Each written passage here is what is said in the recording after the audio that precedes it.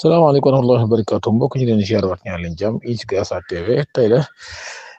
mercredi 30 avril 2025 ñu ñëw ci xibaar yi yéen kaay yi dañ koy door rek l'Observateur mu ñëw di wax ci ñaari gendarme yi nga xam si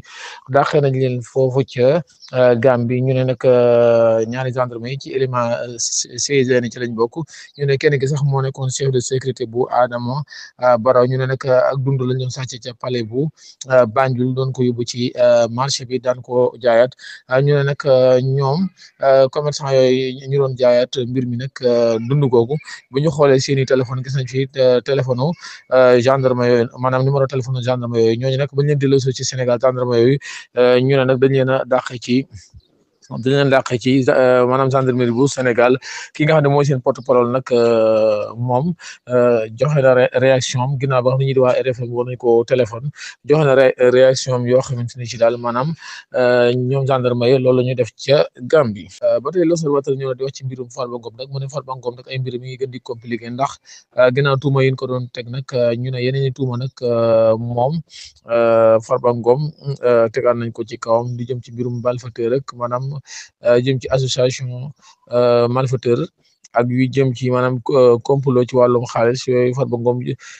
charge yooyu ñu ne tegaat nañ ko ci kawam démb lii daal l'Observateur ñëw di xam ne ci mbirum Farba Ngom daal mi ngi gën di compliqué ginnaaw ba juge bi jëlee yeneen i charge tegaat ko ci libération yi ni kayan fu ñëw di xam ne daal mu ne la di ko frappe encore au cœur de la mafia mu ne la chef d'entreprise Matar Sey am 47 ans nag moom ak ki mooy Omar Ba am 40 ans ñoom dañu leen arrêté ba defeere leen nag ñoom li ñu leen di topp rek mooy association des malfaiteurs escroquerie lu jëm ci faux usage des faux ñu ne nag ñoom ñi lu jëm ci mbirum blanchiment capitaux ñoom daal li ñu leen di topp rek mooy affaire bu jëm ci affaire xaalis bu jëm ci